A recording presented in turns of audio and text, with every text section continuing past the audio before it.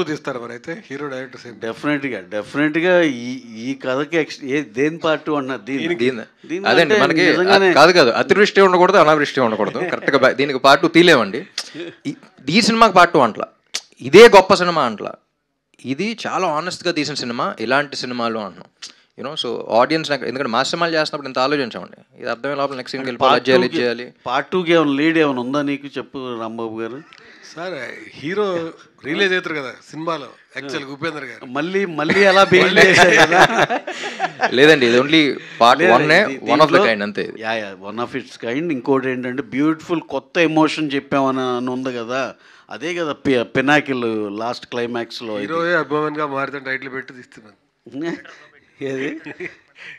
హీరోయే అభిమానిగా మారితే అని పెట్టి తీస్తే రివర్స్లో నిజంగా ఆ రోజు ఎప్పుడన్నా దీన్ని నిజంగా ఇక్కడి నుంచి ఇంకో దూరం లాక్కెళ్ళగలిగి బాగా మంచి అప్రిసియేషన్ వస్తే డెఫినెట్గా ఈ కొత్త ఎమోషన్ మీద కూడా ఇంకా ఆలోచించవచ్చు లేదు it's generally about honesty and writing ఆనెస్ట్గా ఒక సినిమా తీద్దాం ఒక ప్యాషన్తో సినిమా తీద్దాం అనేది ఊరికే కొట్టేద్దాం చూద్దాం ఆడద్దు లేదు అనేది కాకుండా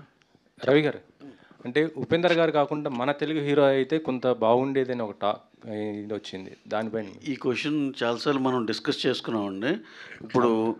ఎవరు అభిమాన హీరోని వాళ్ళు రిలేట్ చేసుకోవటానికి